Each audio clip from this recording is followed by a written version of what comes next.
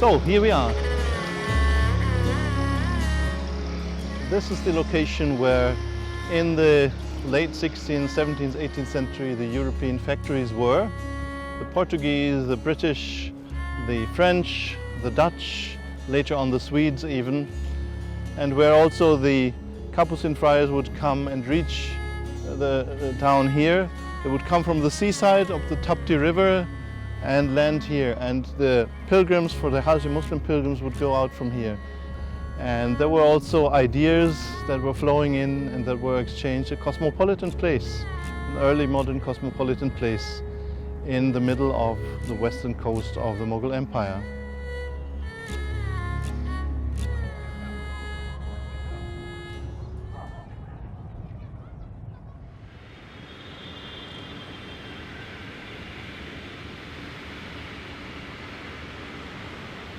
Surat. Today it's a powerhouse of India's commerce and industry, and so it was 3 centuries ago at the height of the Mughal Empire.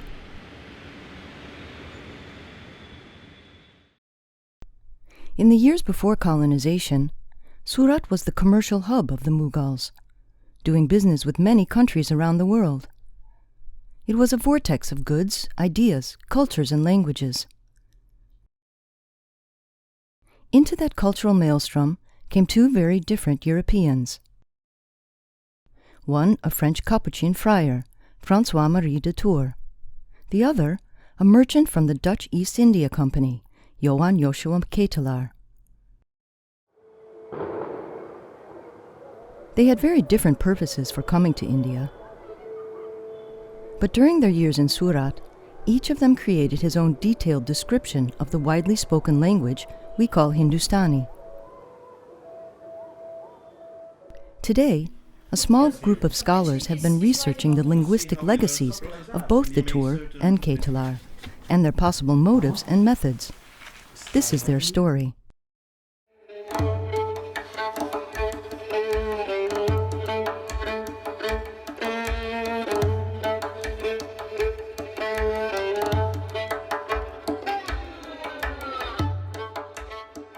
By the year 1700, the Mughal Empire encompassed most of the Indian subcontinent and produced an estimated 1/4 of the world's industrial output.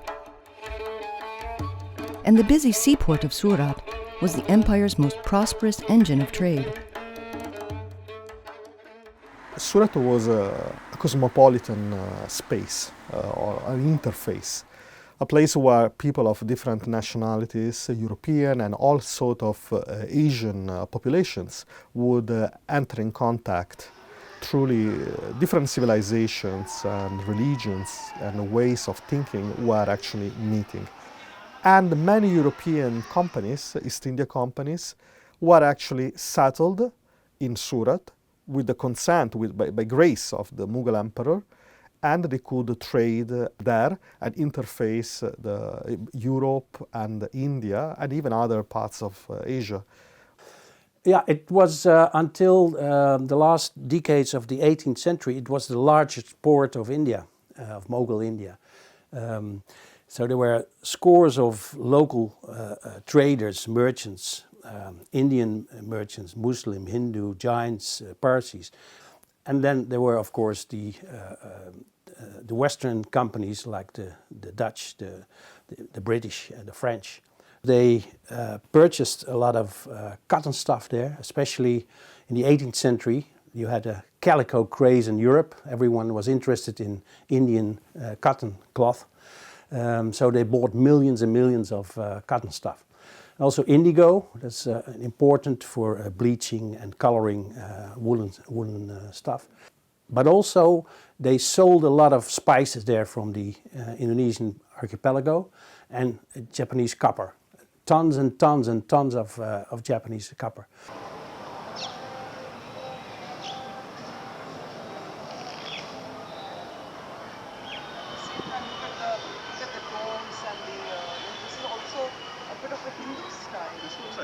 I feel this really represents a cosmopolitanism at its best. Different cultures, European and within European cultures, English, Dutch, also the Armenian culture, and of course on the soil of India, the soil of Gujarat. You have the different Islamic, styles, Islamic culture, Islamic commercial systems, as well as the other indigenous systems of Hindu merchants. So it was a very prosperous city. There was a lot of money here, and merchants who came from outside from outside, not only from European countries, but also from Africa and from Arabic countries. Yes, Arabic countries, many of them from Arabia. There were very well-known merchants here. So all of them lived and worked together. There was a great inflow of silver and copper and also gold into Surat. And Surat was really sort of the treasure house of the Mughals. It was a premier port, it was a treasure house. It was the hub of the Indian Ocean trade. Of course, trade means contact between different peoples. In a land with literally hundreds of spoken languages, one had to emerge as the language of contact. That language was Hindustani.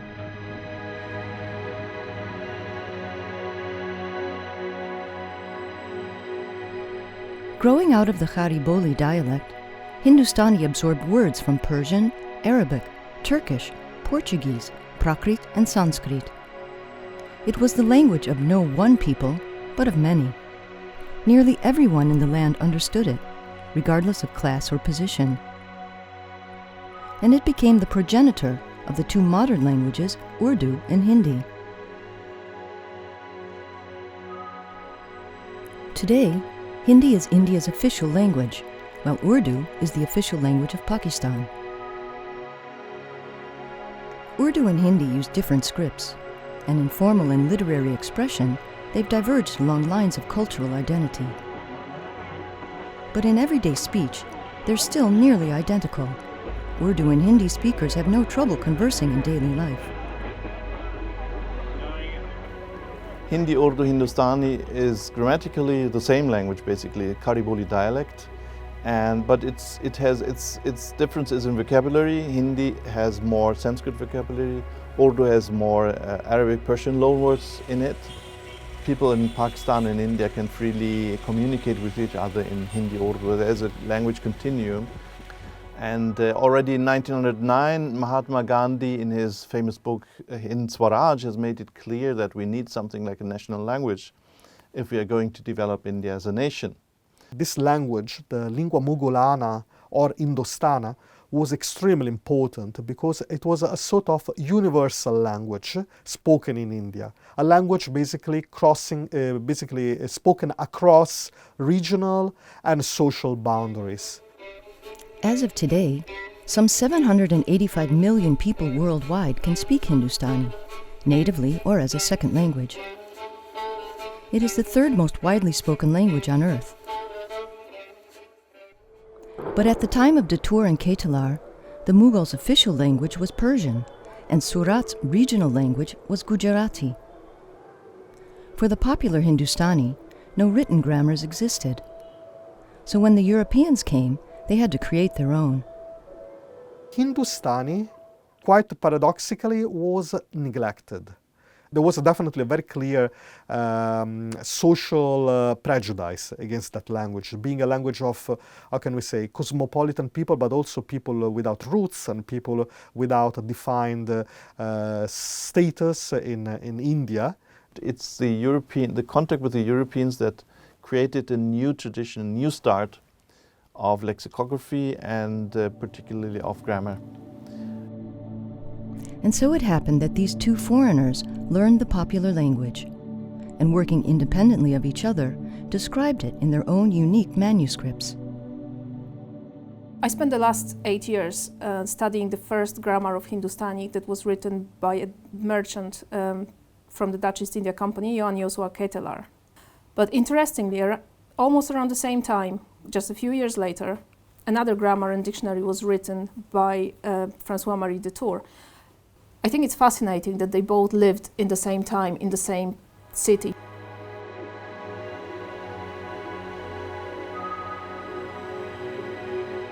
The first time I heard about François-Marie Detour was not about him, but about a certain manuscript in the archive of Congregatio de Propaganda Fide in Rome.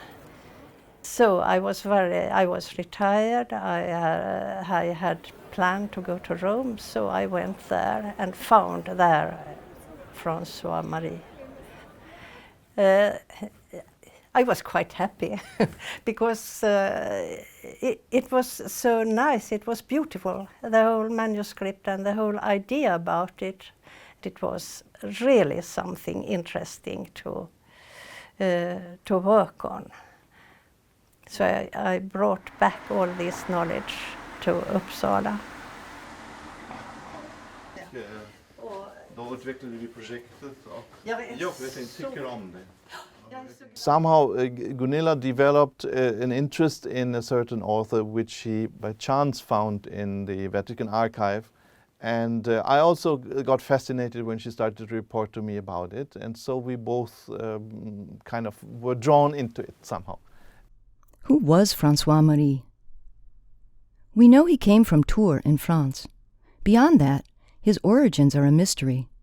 Of his family, his early life and education, we have no record. Most of the monastic records of France were destroyed during the French Revolution. So in the first place, we don't know his real baptismal name, his given name, in the sense that he, being a Capuchin friar, he took a religious name by entering in the religious order. So basically we don't know what was his family. So we don't know very much about François Marie until he appears in India. De Tours joined the Capuchin order in Italy. They posted him on a mission to Surat, probably traveling over land rather than by sea. He arrived in the 1680s, roughly the same time as Ketelaar, and spent much of his working life in that city. I mean, it was very difficult. He didn't have a dictionary or a grammar or anything, so he just went there and had to talk to people in order to learn the language that they spoke, and that's what he did. One option would have been Gujarati, and for, let's say, for the educated in society, Persian, but he went for Hindustani. That is interesting. It was not Persian, it was not Gujarati, but Hindustani. And he felt this is the language of the people, that is the language understood all over, and he went to the depth of the language. So it was not just for pragmatical reasons, I believe. I get a sense of this when I go through his vocabulary, that he had a kind of, on a deep level, he had an interest in intercultural communication. It is a great endeavor to make this, and it calls for a lot of knowledge and linguistic interest. It has such a conscious structure which shows that he reflected on the language. And then the semantics, the words in the dictionary pictures a whole cultural world, I would say. There are so many points of linguistic interest in this one. The 4-column format of de Tours' dictionary suggests he intended it for publication in print. It also reveals something of the way he thought. First comes the Latin word, then he gives the Hindustani in Devanagari script, followed by the French equivalent, and then the pronunciation, using his own unique diacritical system. As a cosmopolitan language, Hindustani has a lot of loan words. The Sanskrit glosses demonstrate a certain leaning toward Hindu tradition, while the Persian and Arabic loanwords are often associated with Islam.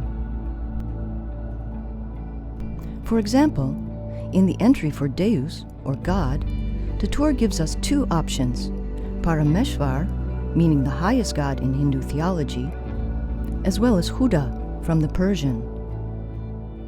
And I think the selection of vocabulary, you see how François Marie is fighting. Sometimes he strikes out something in the manuscript and he goes for another word. He is not sure whether to use a Sanskrit word or the loan word from Arabic Persian. I find he's quite flexible. He just looks for the best expression. It's much more profound than Ketela, who wrote his grammar in this word list at the same time, almost the same time like him. But both had this kind of interest. They could have just stayed there. There was no necessity to go that deep into the language. Ketela had somehow the same kind of interest. François-Marie de Tours produced a very academic work. Ketelaar produced a very practical work. So they are very different, but we have to remember that they were totally different people with different aims. That's why I focused on Ketelaar. His grammar is much more accessible, it's shorter, it's simpler. His word lists are also much more diverse and interesting. And there was so much information that I could get, kind of hidden information that I could get in there.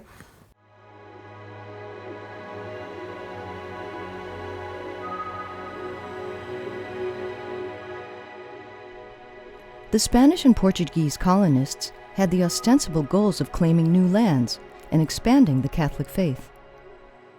By contrast, the Dutch interest was purely commercial. In the eyes of the Dutch, God wanted people to trade. That was why he put different goods in different parts of the world. The Dutch United East India Company, better known as the VOC, began in 1602 with headquarters in Amsterdam. And only 4 years later, they constructed this building as their headquarters, from which an enormous enterprise was run. This courtyard is also the place where people who wanted to apply for the VOC would gather on the days that the mustering process would be going on. And this would have been announced by criers all over town with drum beats that the VOC is mustering. Although it was a private company, the VOC had an official charter from the Dutch Republic. It held a monopoly on all Dutch shipping trade east of the Cape of Good Hope, and even maintained its own military force. More than half of its personnel were not in fact Dutchmen, but adventurers from elsewhere in Europe, like Prussia, Germany, and Scandinavia. The VOC had trouble recruiting people, and they had trouble finding people here in the Netherlands, and the reason was that mortality rates were very high. People died on the ships from scurvy, and they also died once they arrived in Asia from all the tropical diseases that they encountered there. So for this reason, it was not very popular with Dutch people to enlist with the VOC, especially not in the lower ranks. For the lower ranks, like common sailors and soldiers, a lot of foreigners would apply as soldier or sailor, and this is what Ketelaar did. He applied as a soldier. The VOC crewmen gained a reputation as rough-and-ready misfits and petty criminals who signed on to the ship's crews as a way to leave their past troubles behind. This was the case with Johan Joshua Ketelaar.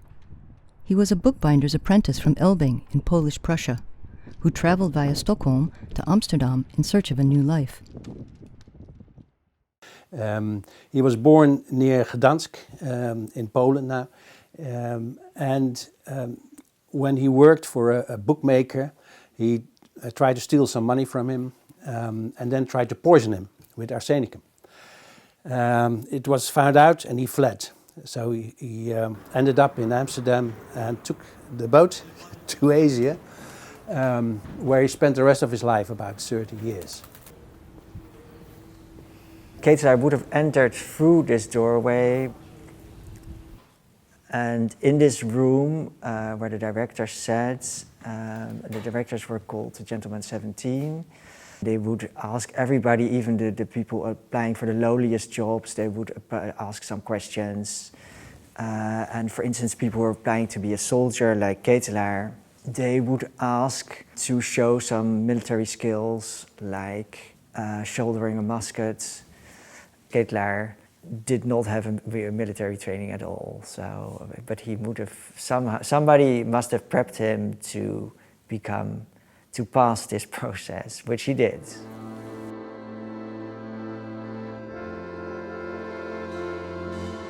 With Ketelaar aboard, the Wapen van Alkmaar set sail in May 1682. Fully 1/5 of the crewmen died during the 9-month voyage. At last, the ship docked at Batavia in Java in February 1683. From there, the company sent Ketelaar off to Surat to work as a clerk. It was there that he began to build his career, and there he began his study of the language of the Mughal merchants.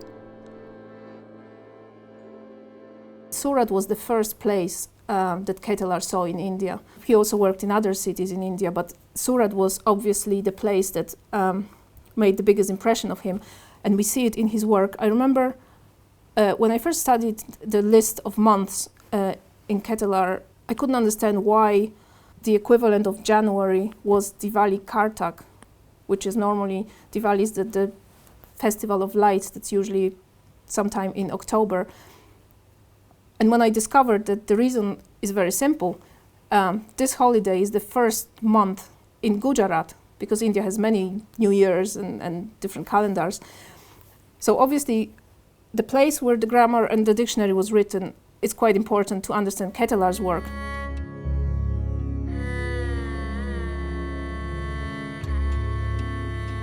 Both Datur and Ketelaar were ad hoc linguists. Their primary occupations were religious and mercantile, respectively. Whether they ever encountered each other, we can't be sure. There was quite a sizable expat community in Gujarat, also in Surat. I would say, give an estimate, in early 18th century, a few hundred Westerners. So these were English, Dutch, Portuguese, French, but also a lot of Armenian Christians. There was not any animosity between Protestants and Catholics and Armenians. I mean, they all dealt socially with each other. There's a famous funeral of Van Rede tot Draakstein. He was a company servant who died and was buried in Surat. But there's a nice picture of it, and it shows, say, hundreds of people walking there for the funeral. It's quite an impressive sight to see all these people. Most of them were Christians from Surat. Many years later, a Swedish official, Christopher Henrik Brad, gained access to the secret diaries of the Capuchins in Surat. He copied extracts of those confidential journals and brought them back to Uppsala, where they remain today. In that manuscript, we do find the name of Ketelaar. So it's possible that the two men were acquainted with each other, but unlikely that they conferred on linguistic matters. Though they're both describing the same language, Datur and Ketelaar had quite different methods. A comparison of the two makes it clear that Datur was the more educated scholar. He took a meticulous academic approach to his work, whereas Ketelaar's work is more utilitarian and apparently based on day-to-day experiential discovery. We see this in Ketelaar's catalogue of standards, weights, and measures used in Surat, and in his list of names of dignitaries of the Mughal court. And I also think they must have had different informants. So this is the part that interests me most. Studying Ketelaar, I started to imagine at least who were the people giving him this information. And I think that would be a very interesting result if we could figure out more about the informants for the two people and the social context that the two grammars were written. If we could compare the Dutch social life in commercial activities and social life in Surat with those of Catholic missionary, who like François-Marie Datur, that could be very interesting to understand the language they presented in their works, and to see whether this was still the same language they were talking about. Are there any differences? Did they have different informants by any chance? Did they present different concepts with different words? There is reason to believe that Ketelaar's informants were predominantly Muslim. Part of that was the Reformation. The Dutch had become Protestant, or at least the upper echelons of the Dutch society, and the Spanish were staunchly Catholic. Dutchmen, Dutch VOC personnel found allies in the Muslims they found.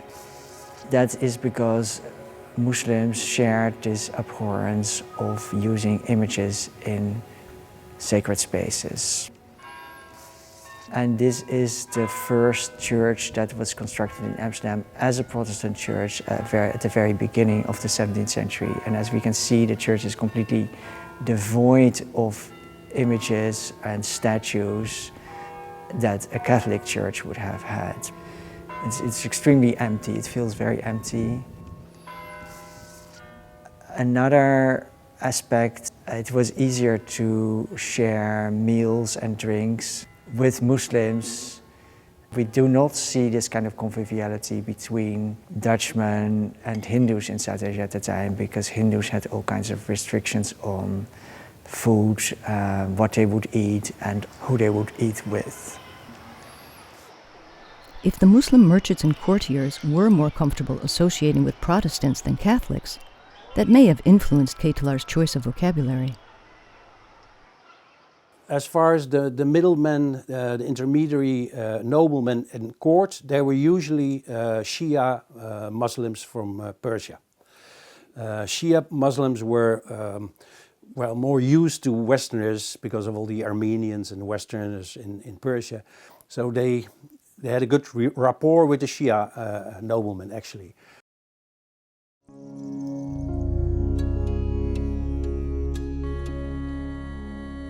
Wherever different civilizations meet, they create spaces for cultural interaction as well as commercial.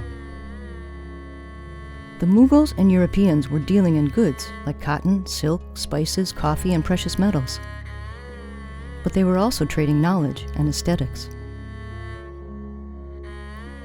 We can see the aesthetic syncretism in the Mughal miniatures depicting Western and Christian themes. And we see it in the blend of architectural styles in Surat's European cemeteries. It was a time and place of cultural cross-pollination. The English cemetery, the Dutch cemetery and the Armenian cemetery, it's a combined style of an Indo-Islamic culture, and also have some certain amount of Christian elements to these graveyards naturally. The European merchants, after their demise, wished to have these kind of mausoleums which would reflect the indigenous styles. Like the Mughal emperors, before dying, they commissioned their own graves and the designs, and wishing to leave their footprints in history, as it were, leave their footprints in Surat.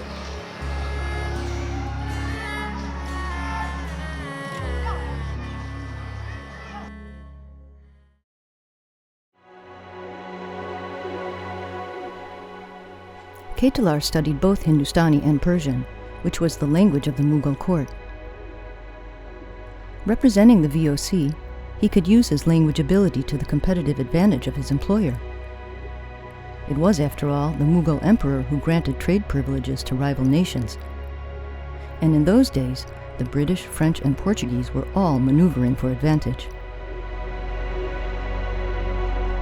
Less well known is the fact that competition could be just as fierce on the missionary side. Of the various missionary orders active in India, the Jesuits prided themselves as the most learned scholars in language and culture. The Capuchins had to compete with the Jesuits for resources and doctrinal support from Rome. In general, when we are studying the history of the missions in Asia, we are faced by missionary rivalries. The problem was that resources were limited, namely money from Europe, institutional support. The Capuchins had the jurisdictional problems with the Jesuits, since the Jesuits had been always promoting themselves as great experts on the languages and civilizations of Asia. And so this was, I would say, the fundamental issue at stake. De Tour composed his linguistic works with the hope of having them published as a guide for future missionaries. He completed his grammar and dictionary in 1704 and submitted them both to the Propaganda Fide in Rome. He had been in India for 20 years when this dictionary and grammar were written. But he was very sure that when he went to Rome that his work was of importance, perhaps for the whole world, since he wanted to have it published in Rome. François-Marie de Tours came to Rome with a clear mission that was the one of basically strengthening the position of the Capuchins in India vis-à-vis the Jesuits. Very clearly that was the point. As a consequence, in order to, so to say, strengthen, basically give better credentials to his confreres, he submitted this rather impressive linguistic achievement of the grammar and dictionary of the Hindustani or lingua mogolana. He wanted to have these books published not only for the sake of knowledge, but also to basically show that his confreres, those friars, were not ignorant. They were not, so to say, simpletons. They were actually major achievers in, so to say, in a learned approach to evangelization in India.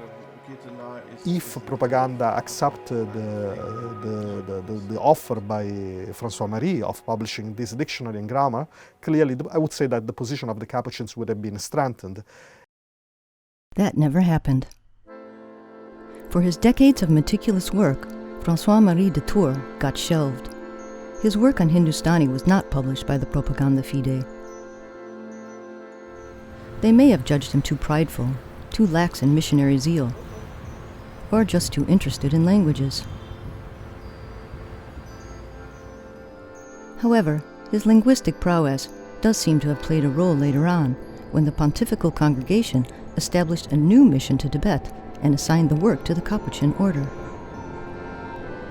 They chose François-Marie to join that mission. Nearing the end of his life, he traveled to Tibet and dutifully began work on a Tibetan grammar. Meanwhile, Johann Joshua Ketelar continued to flourish in his career with the East India Company. Fortunately, once Ketelar was in India, he swiftly rose in the ranks, and then we know quite a lot about his activities. He became the Dutch envoy to the Grand Mughal.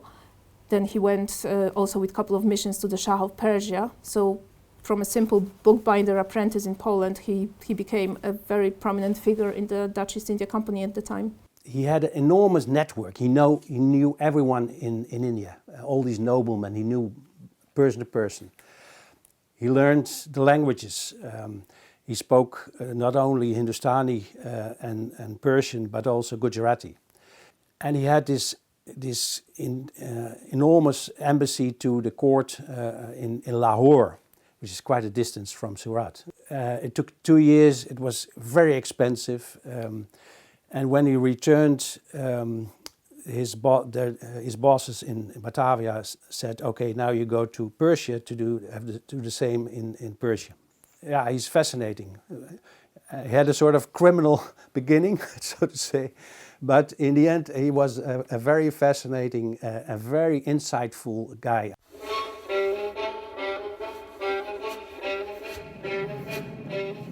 The clues to what the Hindustani language was like 3 centuries ago, before British colonization, are often found not in India, but scattered in archives across Europe. Once forgotten, then rediscovered by curious scholars. In the case of the merchant Ketelar, there are 3 known copies of his grammar, one in Paris, one in Den Haag, and one in Utrecht. The Utrecht manuscript was a challenge to identify. I know that the original was made in Agra, supposedly. Long ago, for reasons unknown, someone blotted out the author's name with ink. To resolve the mystery, Anna Pitlovana brought the manuscript to the Dutch National Archives. Their multispectral camera system could distinguish between the reflective properties of different inks. It's there! Johann Joshua Ketelar. Ultimately revealing the name below the blot. For the first time, it was clear this was the work of Ketelar. I think the contribution of the Dutch to Asian linguistics is still not recognized. And partially the reason for it is that the Dutch never had a proper linguistic policy. The Dutch East India Company never really encouraged even his employees to produce any works. So sometimes we could even say that they were produced against the will of the directors of the company. And there was only a couple of cases where those works were published and recognized. But we know that they were creating a lot of different word lists and linguistic documents, but that are quite scattered at the moment. So they're still awaiting a proper evaluation. In the case of de Tour, the two main volumes of his work got separated by acts of history. His grammar ended up in Rome, but his dictionary was left in Paris, which only came to light when Professor Gren Eklund tracked it down. Both the original dictionary of François Marie and the grammar went to Paris at the time of Napoleon, when Napoleon was basically trying to create in Paris a universal archive and library of all Europe. And this was obviously happening at the time in which France was basically conquering most of continental Europe. After the demise of Napoleon, documents that had been stolen, plundered in such a way, were supposed to be returned to their lawful owners, and so in this case to the Vatican, to the Pope. What happened is that the grammar went back to Propaganda Fide, to Rome, whereas the dictionary ended up in Paris. The French sent it back over the Alps to Rome, but they didn't send everything. And by some reason they perhaps thought that, oh, here is a French Capuchin who has written this dictionary. It must belong here in Paris. By the way, there are also other manuscripts that were scattered from the archive all over Europe.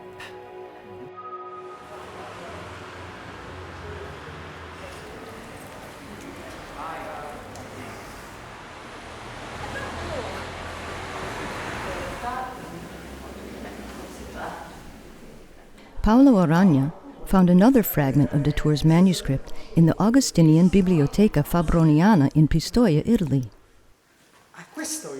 This Fabronian fragment contains a collection of Christian prayers, a list of Hindustani months, and a supplementum to the Thesaurus. This was in the private library of Carlo Agostino Fabroni, who was a bishop, the secretary of Propaganda Fide, and the person who actually received the documents from François Marie. It was in the private library, and then when Fabroni ordered his library to be moved from Rome to Pistoia, namely his native town, this fragment ended up in his own papers, even though it was supposed to be actually left in Propaganda Fide. De Tour lived until 1709. Ketelaar died in 1718. Through their linguistic works, both men seem to have made some friends across the centuries. When I read this, when I see this, I somehow feel connected to him, I have to say. So I see this interest in the language, which I also have.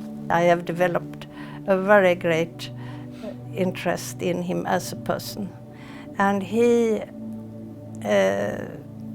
is a very special one, I think. I would like to have known him. Well, I think anyone who spends 7 years or 8 years of their life studying one person becomes slightly obsessed with them.